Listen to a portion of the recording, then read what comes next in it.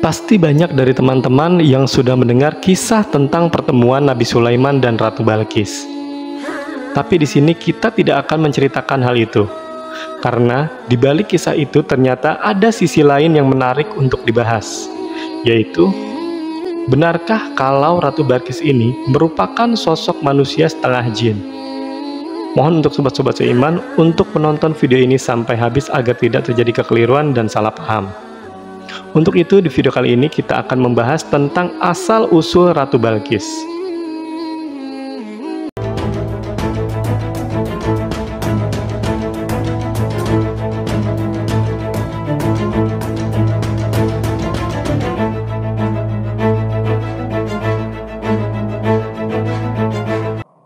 Assalamualaikum warahmatullahi wabarakatuh. Sobat Tauhid Muslim Story yang dimuliakan Allah, semoga kita selalu dalam keadaan sehat walafiat. Amin ya rabbal alamin. Balkis adalah seorang ratu yang terkenal dari kerajaan bernama Saba. Ada perbedaan pendapat dari para ahli sejarah mengenai lokasi kerajaan Saba ini. Ada yang bilang terletak di Arab bagian selatan, yaitu negara Yaman. Namun, ada pula yang berpendapat lain yang mengatakan kerajaan ini ada di tanduk Afrika atau lebih tepatnya berada di negara Ethiopia. Tapi ada juga yang berpendapat lain. Pendapat itu berasal dari Kiai Haji Fahmi Basyah. Beliau menyatakan bahwasanya Candi Ratu Boko yang ada di Jogja adalah istananya Ratu Balkis. Tapi pendapat lebih kuat, istana Ratu Balkis terletak di negara Yaman di wilayah barat laut kota Ma'rif. Karena di sana ditemukan puing-puing bangunan yang diperkirakan para sejarawan reruntuhan bangunan itu berasal dari tahun 1300-an sebelum Masehi. Dan ini cocok dikaitkan dengan waktu masa kejayaan kerajaan Saba. Lalu kenapa kan dinamakan kerajaan Saba? Nama Saba diambil dari nama raja pertama di kerajaan itu, yaitu Saba bin Yazid bin Ya'rib bin Qahtan. Dikisahkan oleh Imam Zainuddin Abdurrauf Al-Munawi dalam Fidel Al-Qadir. Sebelum Ratu Balkis dilahirkan, ayah dari Ratu Balkis yang ketika itu menjadi raja di kerajaan Saba memiliki satu hobi yang unik, yaitu dia sangat senang dengan aktivitas berburu. Tujuan sang raja berburu bukanlah untuk mencari makan, namun hanya untuk kesenangan atau hiburan semata. Pada suatu hari, ketika sang raja tengah berburu, ketika berada di tengah hutan, dia merasa sangat haus. Dari kejauhan, dia melihat sebuah tenda, kemudian raja itu pun mendatanginya. Ia hendak meminta air minum kepada pemilik tenda itu.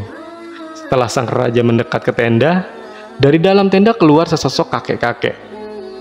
Lalu raja pun meminta disediakan minuman untuknya kepada kakek ini.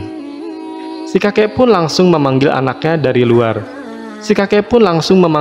dari luar tenda untuk membawakan segelas air.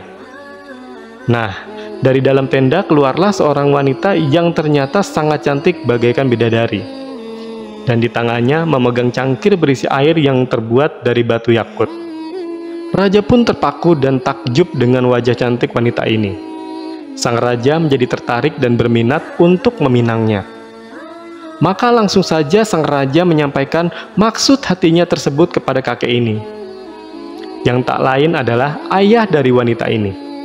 Ayah dari gadis ini berterus terang kepada sang raja bahwasanya mereka berasal dari bangsa jin.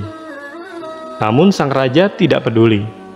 Dan singkat cerita, keduanya pun menikah, akan tetapi dengan sebuah syarat. Jika raja menanyakan sesuatu yang dilakukan istrinya, maka pertanyaan itu menjadi talak baginya. Artinya sobat-sobat, jika suatu hari nanti perbuatan istrinya yang aneh, maka sang raja tidak boleh bertanya kenapa istrinya melakukan hal itu. Jika sang raja bertanya, maka keduanya harus bercerai. Sobat Tauhid Muslim yang dimuliakan Allah, setelah keduanya resmi menikah, mereka dikaruniai anak laki-laki. Sang raja senang bukan kepalang mengetahui anak yang dilahirkan berjenis kelamin laki-laki. Tentunya suatu hari anak ini bisa menjadi pewaris tahta ketika sang raja wafat. Namun sobat-sobat, tanpa sepengetahuan raja, anak laki-laki tadi dibunuh oleh ibunya sendiri. Ketika raja mengetahui hal itu, ia pun menjadi sangat sedih.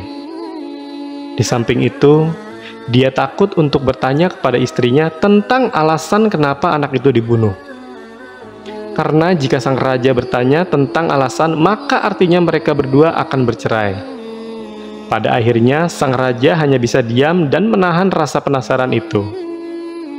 Sobat-sobatku seiman, setelah beberapa tahun kemudian, istrinya hamil dan melahirkan bayi perempuan. Mereka menamainya dengan Balkis. Dan untungnya, anak mereka yang kedua ini tidak dibunuh lagi. Sang raja pun tampak senang, tapi bercampur dengan rasa gelisah. Akhirnya, pada suatu hari, sang raja pun tak bisa menahan rasa penasarannya. Dia mendatangi istrinya dan menanyakan alasannya. Kenapa waktu itu anak laki-lakinya dibunuh? Mendengar pertanyaan ini, istrinya pun menjadi sedih. Karena sesuai dengan perjanjian, apabila suaminya bertanya, maka terjadilah talak. Saat itu juga, dengan perasaan yang bercampur aduk, istrinya pun berkata, "Inikah balasan darimu? Dulu kubunuh anak laki-laki itu karena membelamu. Sesungguhnya, ayahku telah mencuri berita dari langit. Dia mendengar malaikat mengatakan jika anak itu sudah besar, dia akan membunuhmu. Ayahku juga mencuri berita dari langit tentang anak perempuan ini. Dia mendengarkan bahwasanya malaikat banyak yang memujinya, dan banyak dari mereka yang menggambarkan kerajaannya. Sesuai janjimu waktu itu, ini adalah perpisahan antara diriku dan dirimu." Kemudian istri sang raja yang dari bangsa jin itu pergi dan tak pernah terlihat lagi. Sobat-sobatku seiman, di dalam kitab tafsir Imam Al-Qurtubi, di sana dikisahkan lain mengenai cerita asal-usul Ratu Balkis ini. Cerita singkatnya begini sobat-sobat. Ayah Balkis adalah seorang menteri di sebuah kerajaan. Nah, raja dari kerajaan itu punya kebiasaan buruk, yaitu rajanya suka memaksa istri-istri rakyatnya untuk melayani nafsu sang raja. Menteri kerajaan atau ayahnya Balkis ini adalah seorang laki-laki yang sangat pencemburu. Makanya dia memutuskan untuk tidak menikah, karena takut apabila dia memiliki istri, maka sang raja akan memaksa istrinya itu untuk melayani nafsu bejat sang raja. Pada suatu hari, ketika si menteri ini sedang berada di sebuah perjalanan, dia tak sengaja bertemu dengan seorang pria yang tidak dikenal. Kemudian pria asing itu bertanya kepada si menteri, "Wahai tuan, apakah engkau memiliki istri?" Kemudian menteri menjawab, "Aku tidak akan menikah selamanya. Karena raja di negeri kami suka memaksa istri-istri dari rakyatnya." Lalu pria asing ini pun menjawab, "Jika engkau mau menikahi putriku, maka selamanya rajamu itu tidak akan pernah bisa memaksanya." Dan sang menteri menjawab, "Mana mungkin? Pasti raja tetap akan memaksanya." Kemudian pria asing ini berkata, "Sesungguhnya kami adalah bangsa jin, di mana rajamu tidak akan mampu memaksa kami." Akhirnya setelah mengetahui hal tersebut, maka sang menteri pun mau.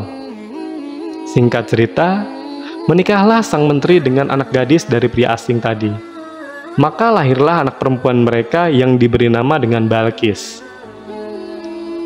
Sobat Tauhid Muslim Story yang dimuliakan Allah, cerita versi ketiga berasal dari buku tafsir Ibnu Adil, yang juga menceritakan tentang asal-usul Ratu Balkis. Diceritakan di buku itu, ayah Balkis adalah seorang raja di Yaman, yang berasal dari keturunan agung Ya'ruf bin Qohtan. Pada suatu hari, dia berkata kepada raja-raja lain yang ada di luar wilayah kekuasaannya. Raja Ya'ruf bin Qohtan berkata, "Tidak ada satupun dari kalian yang sepadan denganku." Karena kesombongannya itu, Raja Ya'ruf tidak mau menikah dengan putri raja-raja yang berada di luar kekuasaannya itu. Akhirnya, sang raja dinikahkan dengan wanita yang berasal dari golongan jin yang bernama Raihanah bin Sakan. Kemudian dari hasil pernikahan keduanya, mereka hanya memiliki seorang anak saja yang diberi nama Balkis. Dan riwayat lain menyebutkan tentang bukti bahwasanya Balkis adalah manusia setengah jin adalah Ketika Balkis memasuki istana Nabi Sulaiman, dia mengangkat sedikit celananya hingga terlihat kedua betisnya. Karena Balkis mengira dia akan melewati sebuah kolam besar. Padahal itu adalah lantai yang terbuat dari kaca. Nah, di peristiwa ini, ada seorang ulama yang mengatakan, ketika Balkis mengangkat celananya itu, Nabi Sulaiman sempat kaget. Karena melihat kedua betis dari Ratu Balkis ditumbuhi bulu tak seperti wanita manusia pada umumnya. Menandakan bahwasanya dia adalah manusia setengah jin. Dikatakan kepadanya, masuklah ke dalam istana. Maka tatkala dia melihat lantai istana itu dikiranya kolam air yang besar, dan disingkapkannya kedua betisnya. Berkatalah Sulaiman, sesungguhnya ia adalah istana licin terbuat dari kaca. Berkatalah Balkis, iya Tuhanku, sesungguhnya aku telah berbuat zalim terhadap diriku dan aku berserah diri bersama Sulaiman kepada Allah Tuhan semesta alam. Al-Quran Surat An-Naml ayat ke-44. Bahkan ada juga beberapa ahli tafsir beranggapan, lantai kaca itu memang sengaja dibuat Sulaiman untuk menyambut Ratu Balkis. Sekaligus untuk membuktikan bahwasanya benarkah apa yang dikatakan orang-orang kalau Ratu Kerajaan Saba itu merupakan manusia setengah jin. Sebenarnya sobat-sobat, masih ada beberapa versi kisah lainnya mengenai asal-usul Ratu Balkis ini. Yang dikisahkan ini tercantum di dalam kitab-kitab para sejarawan. Sehingga seorang ulama terkenal asal Irak menyampaikan di dalam kitab tafsirah yang berjudul Ruhul Ma'ni, hadis yang menceritakan salah satu orang tua Balkis adalah jin, merupakan hadis yang sandarannya lemah. Dan cerita seputar pernikahan dengan bangsa jin hanyalah legenda dan tidak dapat dalam Al-Quran maupun hadis yang sahih. Asy-Syamkiti dalam Adaul Bayan juga menyimpulkan secara lahiriah, hadis tentang orang tua Balkis adalah hadis yang doif. Jadi kira-kira mana menurut sobat-sobat yang benar? Apakah Balkis manusia seutuhnya, atau manusia setengah jin, ataukah memang bukan keduanya? Jadi itulah kisah tentang asal-usul Ratu Balkis. Semoga kisah ini bermanfaat. Saya akhiri. Wassalamualaikum warahmatullahi wabarakatuh.